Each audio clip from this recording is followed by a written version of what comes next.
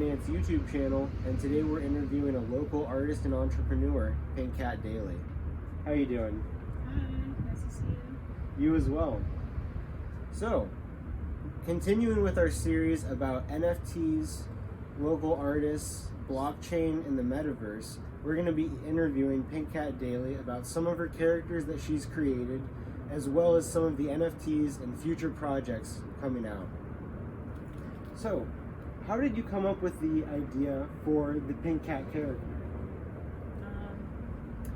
I remember always watching Pink Panther, Heathcliff, seeing Felix the Cat, reading Garfield's, all the way up into when I was living in New York City and I went to the Temple of Gender inside the Metropolitan Museum. And as I was walking through that exhibit, I saw these two probably 12-foot tall cat statues, you know, and I was just wondering what would make anybody do that over the span of like 10,000 years. It's like these cat statues, you know, for the goddess Bastet. And it just made me think, you know, going back to seeing all these cat characters my whole life, and then seeing that, it would really crystallize for me the importance of the imagery of cats in our culture and the symbiotic relationship between us and nature and these cats. So I experimented with drawing a cartoon cat, and it wasn't this one until I finally landed on this one, as it was a way for me to talk about my feelings. I was using it as a bridge for me to talk about my feelings. I was in a marriage that was unhappy, and I wanted to write down my feelings, and so I was using it as a sort of like a vehicle, a little propaganda vehicle for myself. Much like, I guess, all these characters have throughout antiquity, is they give space for people to say and do things that are a suspension from reality. I see. Very interesting. So using kind of all the symbolism you'd seen in pop culture and throughout mythology and the Egyptian goddess Bastet, and kind of using all of that to voice what was going on in your own personal life. Very interesting. So, you said earlier before the interview that you had been kind of working on the character, and it's been about a 5-year span so far.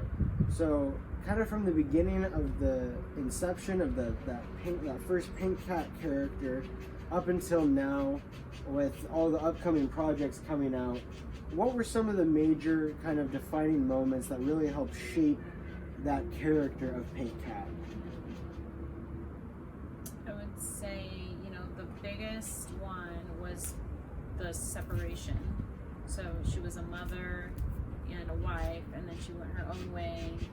The cartoon started off in Baja California, and came back to the Bay Area, became very more Bay Area oriented, because you know, it was when I moved back here in my own life. So I was remembering all the things I grew up with, making friends with all my old friends again, picking up on the same slang that we used to use, hearing that language again, because I really do feel that the language here is kind of like a dialect of English for the people that live here, and then like any other language, you speak it with your tribe. You know, so a lot of what's in this book is me speaking the language of the place where I'm living. So when I was in Mexico, I was writing more in Spanish.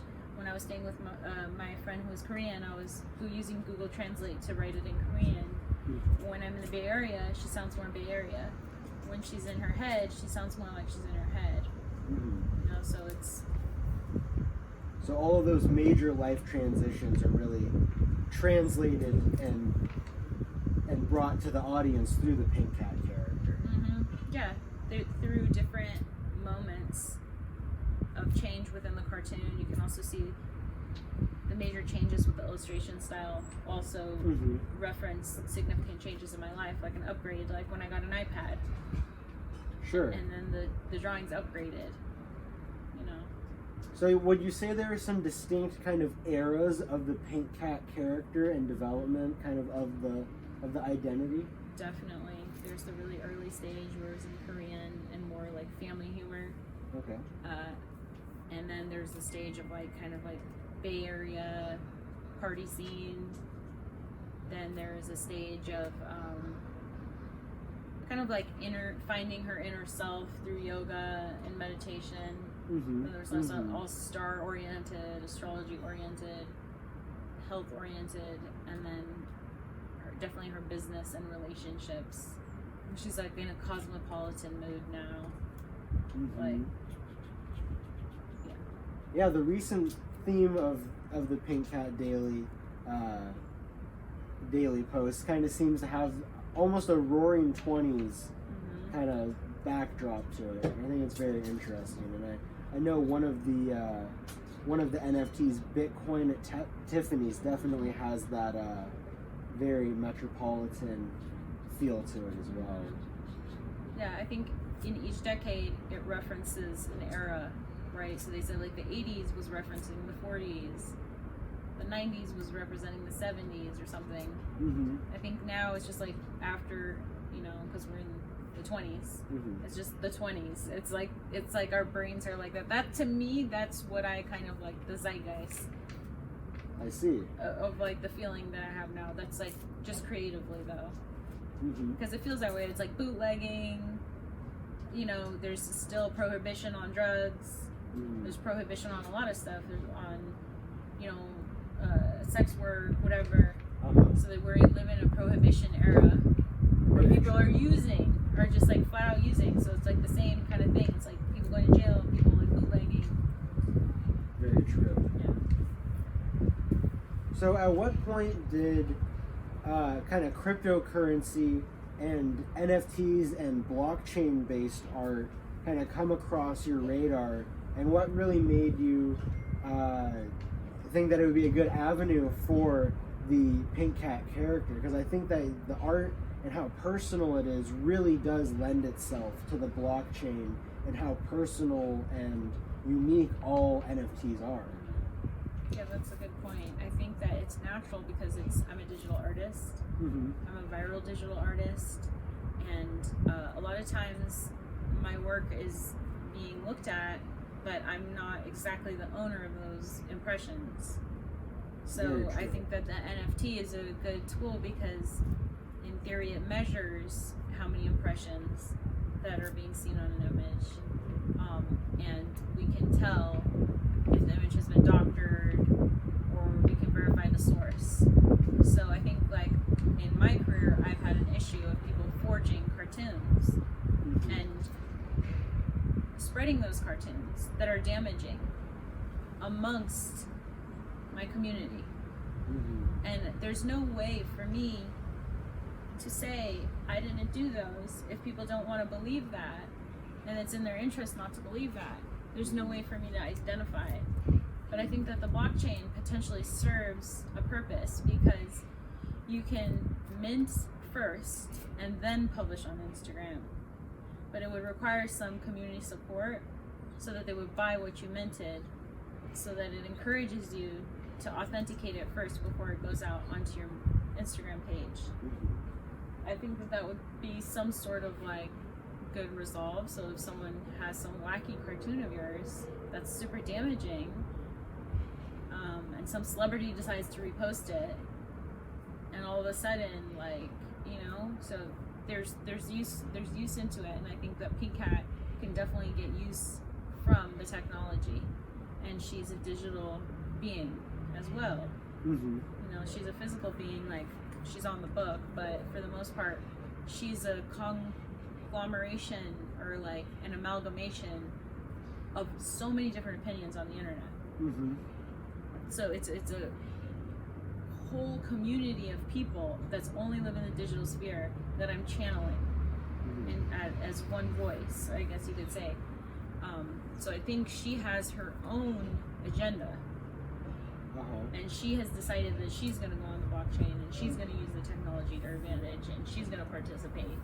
And I'm kind of helping it, as we all are.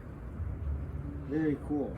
So as Pink Cat Daily has kind of taken on a life of its own, it's just become advantageous to verify the source of all of these digital works, because the community that the work is representing has grown to a point where it's worth protecting and it's worth verifying that yes, this is an original opinion basically of Pink Cat Daily, and this does in fact represent who we are as a community, and it can be verified on the blockchain, and that it's the real deal.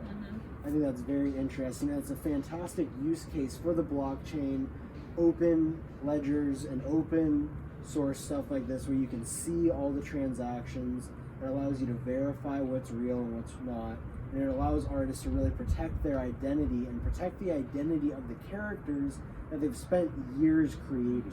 And I think that's incredibly important, and honestly, in the days that we're going through with all this hype around NFTs, I think that's really an overlooked use case of the technology, is that for these creators that have spent years, hours of their lives creating very important online identities that speak to hundreds of thousands of people and get massive impressions, it's very important to verify what's real and what's not. Right. Very cool.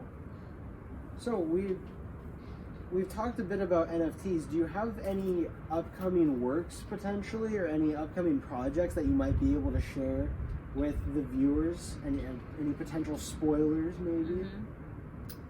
Yeah, I think collections are definitely the way to go. They're on trend right now. It's a nice sophomore collection for me. I did the random favorites. I did, the kind of blockchain jokes. That was like kind of my addressing the community. I can talk about and be on topic. And I think the second collection could definitely just follow through the tradition of the CryptoPunks, the Pills, the Apes, and or as we talked about, the Devols, where there's just a series of a character in different attire. I think I would definitely try that. Very interesting. I definitely look forward to any news. I would assume that there would be some potential announcements or spoilers of upcoming NFT projects available on your Instagram and Twitter. That's a good idea. Fantastic. Please let the community know, because I'm sure that there's a few viewers out there, myself included, that are going to be looking for those NFT drops in the future. Are there any other projects that are potentially in the works? Yeah, we're doing an animated cartoon, and that's what the NFTs are really supporting. Is that we're building an animated cartoon. We want to pitch to a big network. We want to drop the clips on the blockchain as a part of our protection for our IP, and part of just awareness of what we're doing, and as a way to ask for support and collaboration. Wow, very interesting. Is that information available elsewhere, or did we hear that here first? Exactly, you heard that here first. Well, we heard that here first, everyone. There is a Pink Cat Daily cartoon in the works. It will be pitched to a major network, and the IP will be protected by NFTs minted on the blockchain. So keep an eye out for all of that coming soon. Is there an estimated timeline, or is a project like that a little bit more up in the air? No, I think a timeline for at least our first clip, I would love to get it done within the month. Yeah. Wow, very interesting. Within the month. Yeah. Very cool. So keep an eye out for that, everyone. And earlier before the interview, we had also talked a little bit about, and this ties into the cartoon as well, kind of the transition, or not transition, but also the introduction of 3D art as well as some 2D art, and how that could tie into the potential metaverse and the future of blockchain and NFTs as a whole. I think it's important to incorporate 3D design in our environment building first, because we want people to be able to take a walk with us in our environment. We want people to be able to put on the Oculus and walk around the hospital that we designed, and we want people to be able to walk around Pink Cat's studio, or we want people to be able to just meet the characters in the metaverse, so we can get the 4 blue cats to put on their Oculus and have conversations with people as avatars in the environment that we've built. So we would love to be able to build out a store, our merch store in the metaverse, and have that be shoppable. And we want to be able to like say, hey, we're all meeting at the store at 8 p.m. tonight, all get on our Oculus and all go to the store and all be able to do, transact just as we do. And that includes, buying an NFT off the wall of our store in the metaverse. We also want to be able to place NFTs in our 3D environment and have them be for sale. So the hospital has hospital art. Well, that should be available.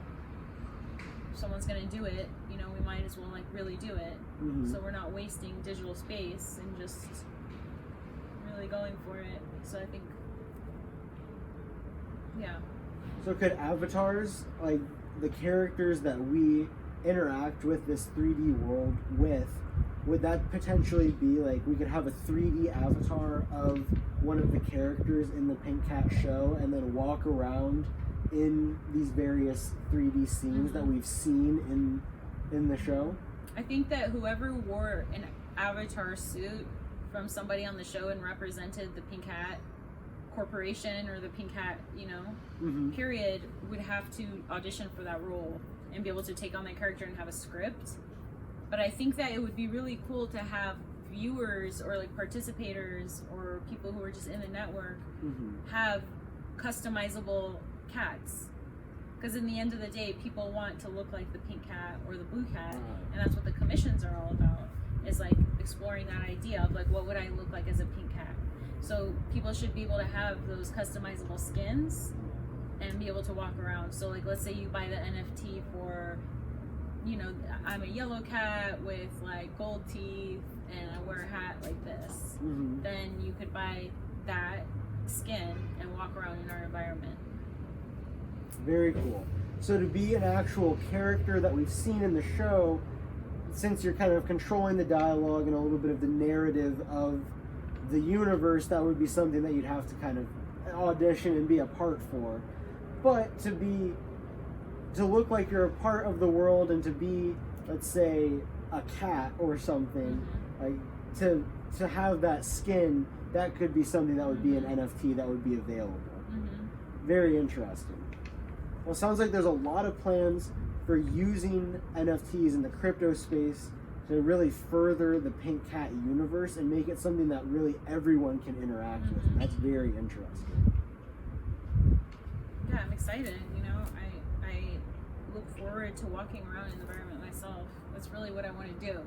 So I'm just trying to put the pieces together to get to that moment where I can enter the world. Definitely. I'm sure with having spent so much time thinking about all the world building and all the characters, it would be really amazing to actually really step into the world in quite a literal sense and to experience it for yourself. Yeah, I look forward to that day as well. So you have this book here. Could you tell us a little bit about this? It's really interesting.